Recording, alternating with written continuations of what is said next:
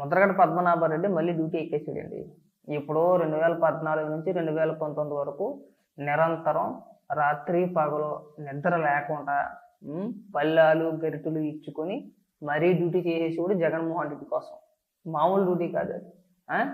ఆ తర్వాత జగన్మోహన్ రెడ్డి ముఖ్యమంత్రి అయిన తర్వాత దాదాపు 4 ఏళ్ళు ముద్రగడ పద్మనాభం అనే వ్యక్తి ఉన్నాడో పోయాడో కూడా తెలియదు ఎవరికి కూడా రాష్ట్ర ప్రజలకి.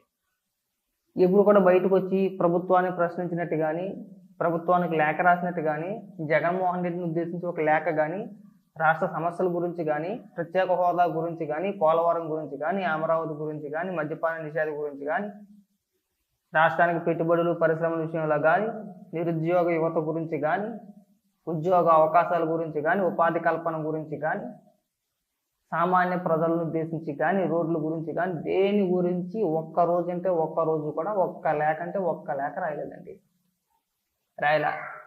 ఎన్నికల దగ్గరకు వచ్చే నాటికి అంటే ఒక 6 నెలలు 8 నెలలు ఉందనగా అప్పుడు మొదలెట్టాడు మెల్లిగా డ్యూటీ. పవన్ కళ్యాణ్ గారికి లేఖలు రాయడంతో స్టార్ట్ చేసేది. ఏంటి, మీరు పొత్తు పెట్టుకుంటారని చెప్పేసి వార్తలు వినబడుతున్నాయి, మీరు ముఖ్యమంత్రిగా చెరో 2.5 ఏళ్ళు ముఖ్యమంత్రిగా ఉండాలి, ఈ ఒప్పందంతో ముందుకు రండి, మేమంతా మీకే మద్దతు ఇస్తాం, మీరు మా ఇంటికి రండి, ఇది నన్ను పెద్దగా గుర్తించండి, పార్టీలో నాకు కీలక పదవి అప్పచెప్పండి, నేను మిమ్మల్ని పూర్తిగా నాశనం చేస్తాను అన్నాడు. పవన్ కళ్యాణ్ గారు ఇలాంటి వ్యక్తులు మాటలు నమ్మరు. ఈయన ఒకడు హరిరామ జోగయ్య గారు అని చెప్పేసి ఒక ఆయన ఉన్నాడు. ఆయన ఒకడు వీళ్ళేదో ఉత్తరాలు రాసేది, ఏదో లవరకు రాసినట్టు ఉత్తరాలతోనే పని అంతా పడ్డారు. అయిపోయింది. దగ్గరకు వచ్చేసింది. ఇంకా మహా అయితే ఒక 2-3 నెలలు ఉందనగా వైసీపీలో జాయిన్ అయిపోయాడండి. జాయిన్ అయిపోయి పవన్ కళ్యాణ్ గారిని, చంద్రబాబు నాయుడు గారిని ఇష్టం వచ్చినట్టు మాట్లాడేవాడు.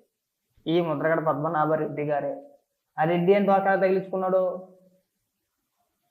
అంటే పవన్ కళ్యాణ్ ఓడించకపోతే నేను పేరు మార్చేసుకుంటాను అన్నాడు. పవన్ కళ్యాణ్ గారు గెలిచాడు, అన్నమాట ప్రకారం రెడ్డిగా నామకరణం పేరు మార్చేసుకున్నాడు. 4 నెలలు అవుతుంది, 5 నెలలు అయింది అనుకో. ప్రభుత్వం ఏర్పడి 5 నెలలు అయింది. అప్పుడే లేఖల పేరుతో ముందుకు వచ్చేసాడండి. ఒక లేఖ రాసుకొచ్చాడు. ఆ లేఖ ఏంటో చదివిన పెత్తంతో మొత్తం కూడా చదవను, టైం బొక్క. మొదటి 2 లైన్లు చదువుతా, మళ్ళీ లాస్ట్లో ఒక లైన్ రాసుకొచ్చాడు ప్రత్యేక హోదా గురించి, విశాఖ స్టీల్ ప్లాంట్ గురించి ఒక 2-3 లైన్లు రాసుకొచ్చాడు, అదే చదువుతా. చూడండి ఇక్కడ, ముద్రగడ పద్మనాభరెడ్డి సంతోషం, మోసాల ముఖ్యమంత్రి, అబద్ధాల చక్రవర్తి చంద్రబాబు నాయుడు గారికి. చూసారా, డబ్బులు కాసి యోగం ఉంటే అంతే. చంద్రబాబు నాయుడు ఏం మోసం చేస్తారు చెప్పి బయటకు వచ్చి.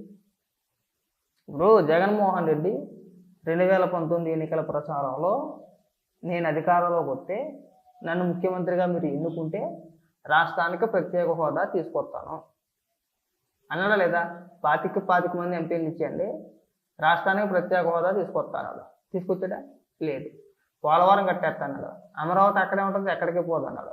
సరే, అది పక్కన పెట్టి అధికారంలోకి వచ్చిన తర్వాత 3 రాజధానులు అన్నాడు, అది కూడా పోయింది. మద్యపాన నిషేధం అన్నాడు, మద్యపాన నిషేధం చేసిన తర్వాతే 2024 ఎన్నికల్లో మేము వెళ్ళి ఓట్లు అడుగుతాం అన్నాడు, అది పోయాయి. టీపీఎస్ రద్దు అన్నాడు.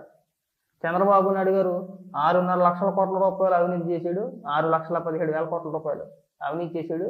ఇదిగో జీవోలు, ఇదిగో నా దగ్గర జీవోతో సహా నేను పుస్తకం ముద్రించానని చెప్పేసి అన్నాడు. పోయే.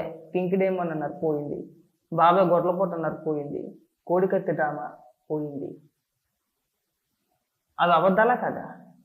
ఏం ముద్రగడ 5 ఏళ్ళు జగన్మోహన్ రెడ్డి వెనక నాకేసాం కదా, మనం ప్రశ్నించలేకపోయాం కదా. ఈ పనోడికి రాష్ట్ర సమస్యలన్నీ ఎప్పుడు గుర్తుకొస్తాయంటే కేవలం చంద్రబాబు నాయుడు గారు ముఖ్యమంత్రిగా ఉంటే మాత్రమే ఈ ముద్రగడ పద్మనాభరెడ్డికి, ఈ గరిట్లు పెళ్ళాల రెడ్డికి రాష్ట్ర సమస్యల పైన విపరీతమైన ప్రేమ వచ్చేద్దండి. రాష్ట్రం పైన జగన్మోహన్ రెడ్డి అధికారంలో ఉంటే నెల పేమెంట్ వచ్చేది, తడుగుడు వచ్చి పడుకుంటాడు ఇంట్లో. చూడండి ఇక్కడ, అధికారం దాహం తీర్చుకోవడం కోసం సూపర్ 6 హామీలు ఇస్తారు, అవన్నీ వదిలేండి పదవుల్లో అంతా. లాస్ట్లో చూసారా, ఉద్యోగాల కోసం తప్పించే యువత కోసం ప్రత్యేక హోదా కోసం ప్రయత్నం చేయకపోవడం చాలా అన్యాయం. 5 ఏళ్ళు జగన్మోహన్ రెడ్డి ప్రత్యేక హోదా గురించి చేసిన పోరాటం ఏంటో నువ్వు చెప్పు. లేఖలు రాయొద్దు, ఇంకా మనం జమానా కాలంలో లేవు. మనం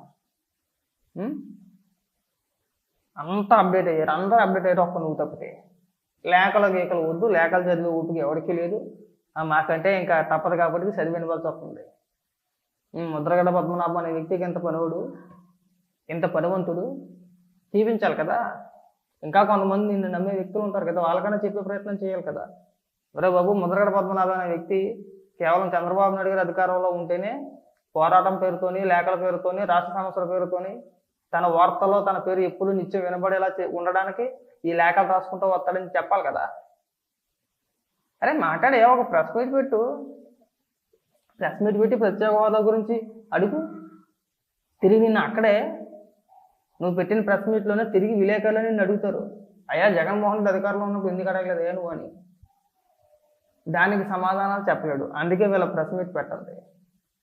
ప్రెస్ మీట్ అంటే జగన్మోహన్ రెడ్డి అనుకో, ఎవరిని రానోడు 4 గోడల మధ్యన ఒక కెమెరాతో రికార్డ్ చేసేసుకొని అక్కడే మన వాళ్ళు కొంతమందిని పెట్టుకొని మనకి ఏం కావాలో కూడా మనమే అడిగించుకొని ఆ ప్రెస్ మీట్ అలా అంటే రికార్డింగ్ అలా అర్ధాంతరంగా ముగించేసి వెళ్ళిపోతాడు, అంతేనా?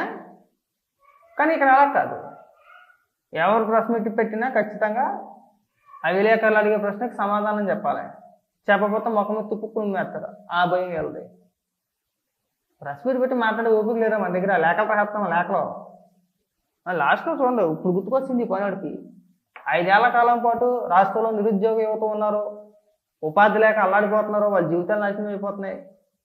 ఉద్యోగాల కోసం యువత అంతా కూడా పెట్టే బయట చదువుకొని పక్క రాష్ట్రాలకు వెళ్ళిపోతున్నారు అనే బాధ ఎక్కడా కనబడలేదు వాళ్ళకి.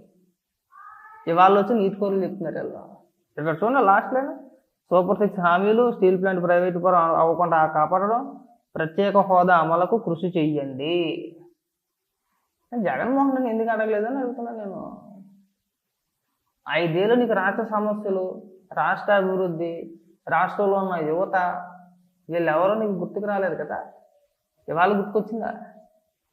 ఎందుకండి ఈ డ్యూటీలు ఎక్కిడు?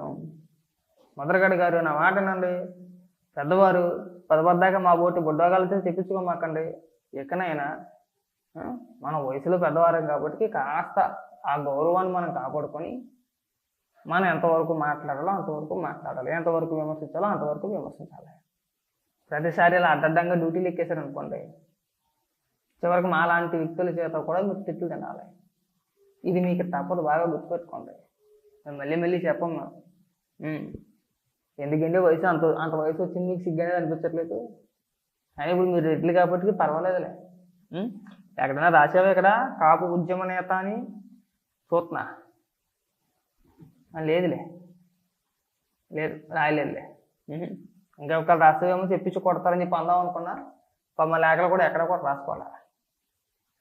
ఇక కట్టి పెట్టాను సార్ ఇలాంటి డ్రామాలు వద్దు.